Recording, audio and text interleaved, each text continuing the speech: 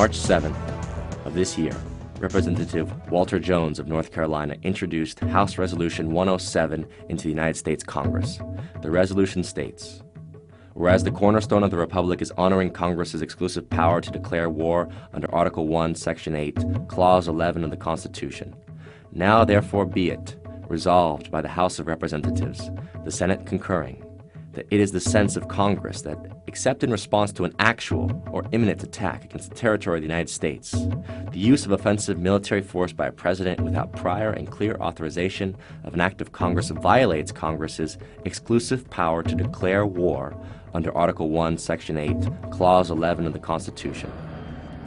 Jones intended his resolution to express the sense of Congress that the use of offensive military force by a president without the prior and clear authorization of an act of Congress constitutes an impeachable, high crime misdemeanor under Article 2, Section 4 of the Constitution. Why does President Barack Obama deserve to be impeached? Here are 4 reasons. Doing little or nothing at all will result in even greater deficits, even greater job loss, even greater loss of income. 1. The Obama administration not only endorsed the 2008 bailout policy, the funds from which did not go either to homeowners or for taxpayers' protection, but rather to the consolidation of private banks, many of them in Europe. There was no investment of any meaningful type in the physical economy. There was no protection of the American people, but rather an illegal commitment made on behalf of private banking institutions to commit the American people to paying a debt that the American people did not accrue.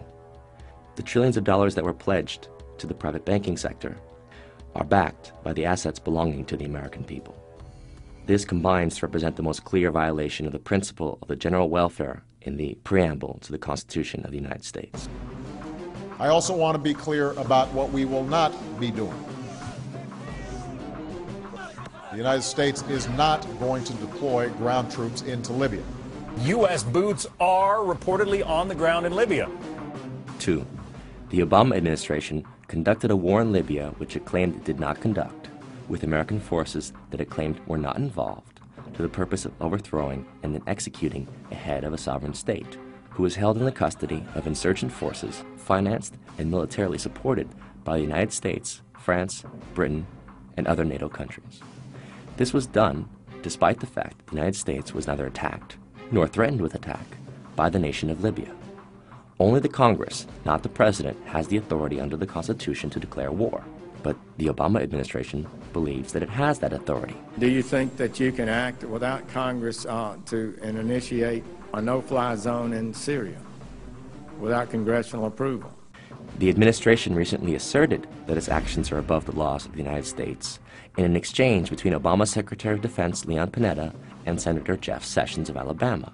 Our goal would be to seek international permission, and we would come to the Congress and inform you and determine how best to approach this, whether or not we would want to get permission from the Congress. I think those are issues we would have to discuss as we decide what to do here. What I heard you say is we're going to seek international approval, and then we'll come and tell the Congress what we might do. The Obama administration, thus, does not believe that the Congress has the exclusive power to declare war, and accordingly, the President should be impeached. Let me welcome Prime Minister Cameron to the United States of New York. Obviously, there is an extraordinarily special relationship. 3. The Obama administration sides with the imperial power of Great Britain, and proudly so, in what has been called the special relationship. Through that special relationship, the United States, as a result of the false intelligence advocated by Tony Blair, claimed that Iraq had weapons of mass destruction and conducted a preventive war against Iraq in 2003. Preventive war was declared a crime against humanity by the Nuremberg Statutes of 1947. But now, on March 13th of this year, Barack Obama and David Cameron declared their intention to seek the removal of the Syrian regime of President Bashar al-Assad, a regime that has shown no intent of threatening or attacking the United States Republic. This shows Obama's intent to continue a policy of war, for the commission of which the Nazis were sentenced to death at Nuremberg. If President Obama intends to finance, arm, or in any way militarily support the rebel factions against the president of Syria, he has a constitutional requirement to approach the Congress for a declaration of war. 4. President Obama has committed us as a country to a policy of indefinite warfare, including on American soil.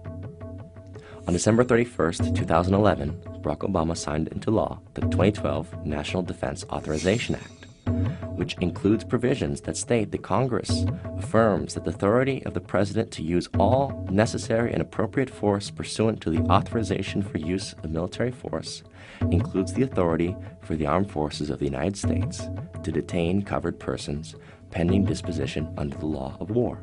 When Congress defined such covered persons, exempting U.S. citizens from the language, they were rebuked by the Obama administration, which told them to remove U.S. citizens from being precluded. Thus, as a result, U.S. citizens can also be detained by the U.S. military indefinitely without due process or civilian trial.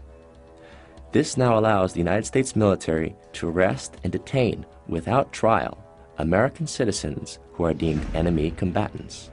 It abrogates the Constitution of the United States in the 4th, 5th, and 6th Amendments, the right of the people to be secure in their persons against unreasonable searches and seizures, and that no person shall be held to answer for a capital or otherwise infamous crime unless on a presentiment or indictment of a grand jury, and that the accused shall enjoy the right to a speedy and public trial by an impartial jury.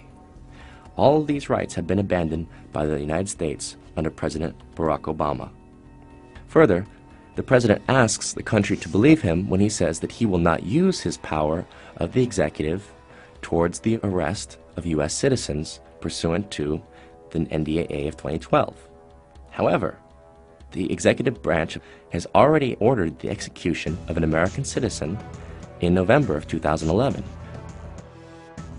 The Obama administration has already assassinated an American citizen, Anwar al-Awlaki, who was never tried in absentia, but was simply indicted by a secret court, according to the executive branch, who then ordered his assassination, a murder which also included that of his son, a 16-year-old boy, and a family friend.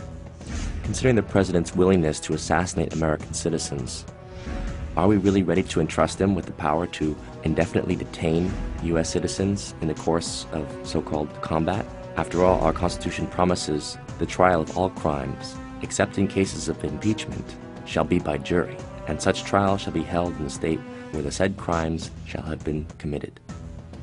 Now is the time, if we choose to surrender our republic to the machinations of dictatorship for fear of external threats, terrorism, and other amorphous enemies, then we do not deserve the republic which was given to us by our forefathers and promised to us based on the pledge that it is a republic of the people, by the people, and for the people. Consequently, as a republic belonging to us, we are not accountable to the President and the Congress. They are accountable to us. And should the President presume dictatorial powers, regardless of the state of war that he may claim we are now in, he must respond to our demands to protect American citizens from unauthorized illegal detention by the military and to annul this National Defense Authorization Act of 2012. And if he does not do so, then he deserves to be impeached immediately. But if we say nothing today, where will we be tomorrow?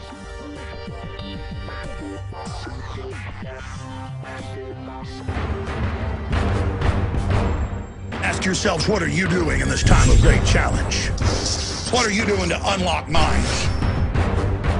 Go to Infowars.com and PrisonPlanet.tv for the latest headlines and cutting-edge information.